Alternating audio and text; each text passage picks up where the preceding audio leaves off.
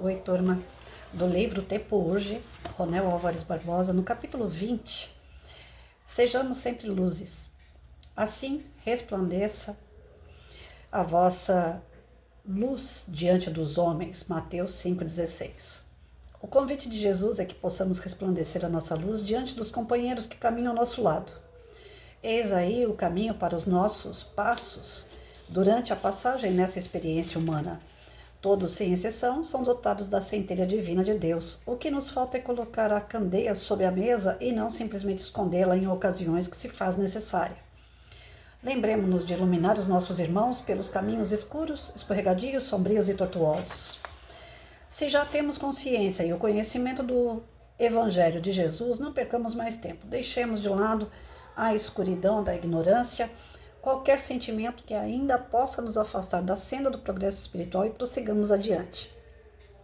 Todos estão matriculados na mesma escola, portanto, observemos que cada um de nós tem algumas responsabilidades atribuídas. Para alguns cabe virtude do ensinar, para outros orientar e pegar nas mãos, outros ouvir e apacentar certos corações, lembrando sempre dessas palavras de Jesus: a quem muito foi dado, muito será cobrado. Veja se já tem cumprido com os seus desígnios, se realmente está fazendo a sua parte como deveria. A hora é de exemplificar, de sermos pontes e a luz que ilumina a todos por onde passarmos. Muitos ainda se perdem nas portas largas do mundo externo. Bem sabemos como barcos à deriva se deixam levar pelas marés das tribulações e perdem a oportunidade de servir, de ser o farol que deveria iluminar outros irmãos, trazendo-os sempre que possível ao porto seguro. Seja luz onde for chamado, por onde for, não importa a intensidade do seu brilho. O que importa é que ela se faça presente na escuridão das almas de muitos que peregrinam próximo de ti. Jesus nos recorda: eu sou a luz do mundo. Quem me segue nunca andará em trevas, mas terá a luz da vida. Como podemos observar, Jesus deixou a receita e nos convida a sermos também a luz que ilumina, que guia o espírito para o seu verdadeiro progresso moral. Chegará o tempo em que se faz necessário o nosso testemunho. Já temos capacidade e a consciência de que não podemos viver sem praticar o Evangelho de Jesus, nem nos afastar de preceitos. Se queremos uma vida plena, se desejamos a felicidade possível aqui na Terra, o convite de Jesus é bem claro: aquele que me segue nunca andará em trevas, mas terá a luz abundante da vida. Portanto, sempre que possível, sejamos luzes a debelar conflitos ou indagações sem proveito, visto que a luz não argumenta, mas esclarece e socorre, ajuda e ilumina sempre. Então, assim, é uma mensagem muito bacana, né? Quem tem olhos de ver que veja, quem tem ouvidos de ouvir que ouça. O que nós estamos esperando, né, para que a gente possa ser simplesmente luz? Todos nós somos centelhas de Deus. Se somos centelhas de Deus, somos filhos dele. Ele é o Todo-Poderoso, ele é o Criador do universo, das coisas, das pessoas, dos seres. Então, se nós somos filhos do Criador, temos isso dele, temos o poder de transformar tanto quanto ele. Porém, a nossa imperfeição nos faz ser pessoas preguiçosas, melindrosas, pessoas maldosas. A nossa imperfeição moral nos atrapalha.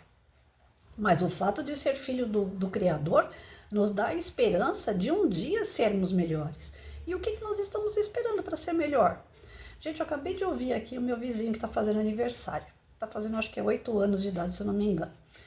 E os pais, na hora de cantar parabéns, eles não foram naquela parte, é pique, não. Eles transformaram, é bênção, é bênção. Isso é ou não é uma transformação moral? Um simples detalhe que transforma vidas, que transforma a casa em energia de luz. Né? Ao passo que a gente sabe que tem pessoas que nesse momento do pique acaba falando inclusive palavras de baixo calão. Então dali, de um simples gesto, de uma simples palavra, a gente vê a edificação de uma casa. Outra coisa que me chamou a atenção hoje, vi um vídeo sobre células. Quando eu era aluna, era uma parte que me chamava a atenção, porém eu tenho muita dificuldade. Biologia, química, física, matemática, nunca foi o meu forte. E acho que não vai ser nessa encarnação que eu vou conseguir desenvolver também. Já está chegando o finalzinho dela aí.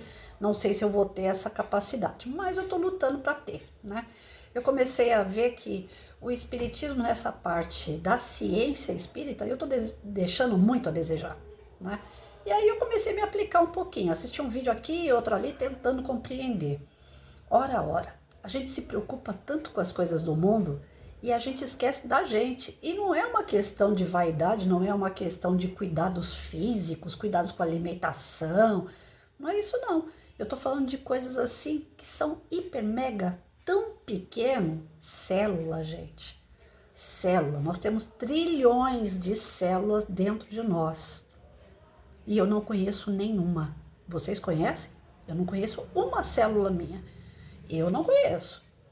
Então, assim, passei pela escola, peguei o basicão, não aprendi, vivi 54 anos até aqui e não conheço uma célula minha. E eu sei, a partir desse vídeo de hoje, que é uma vergonha, né? 54 anos, aprender isso, que nós temos trilhões de células, cada uma com uma função diferente, cada uma exerce dentro de nós atividades que desenvolvem o nosso corpo, que mantêm o nosso corpo, que tem comunicação com todos os órgãos, que criam situações dentro de nós, que é a nossa imunidade, que é o nosso desenvolvimento, que é manter a nossa saúde em ordem. Eu não conheço uma célula. Então, que luz que eu sou? Sendo filha do Criador, não conheço nem a mim. E aí vem Sócrates lá atrás e diz, né? Conhece-te a ti mesmo. E quando eu escutei isso, e o professor de filosofia trabalhou, né? O conhecer a si mesmo, ele falava de uma forma filosófica, né? De uma forma, se eu sei daquilo que eu sou capaz, daquilo que eu represento para o mundo. Não falava de célula. Falava, conhece a ti mesmo no sentido do que eu sou representando um ser no mundo. Eu também não sei. Quantas pessoas existem no mundo? O que eu sou capaz de fazer por elas?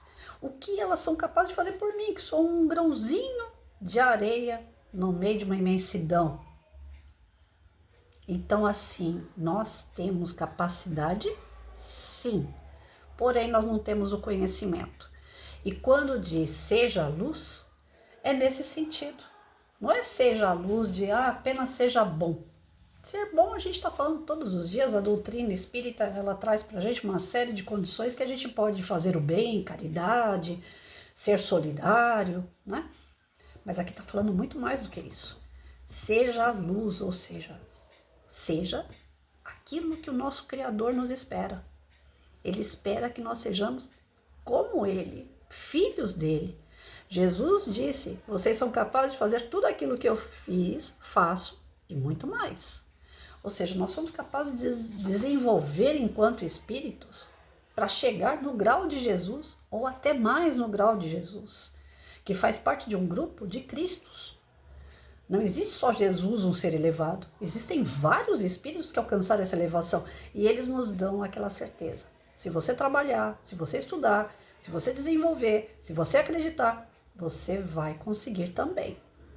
Então, o barato de desenvolver é isso. É que você vai compreendendo que coisas mundanas, que a gente perde muito tempo de ficar assistindo uma televisão, nada contra quem faça, né? Cada um, mas ficar assistindo uma televisão com um filme pornográfico, ficar assistindo televisão com violência, ficar assistindo televisão com palavrões, né? Você depois adquire o hábito daquilo que você assiste, você é aquilo que você escuta, que vê, que fala, que faz. Então, se você não doutrinar, você não disciplinar, você não educar o modo de ser, como que você quer ser luz? Para ser luz, você precisa ser educado. E para ser educado, eu pelo menos até agora não encontrei outro caminho a não ser estudar. Por isso que Jesus falava, instruí-vos. Nós precisamos disso.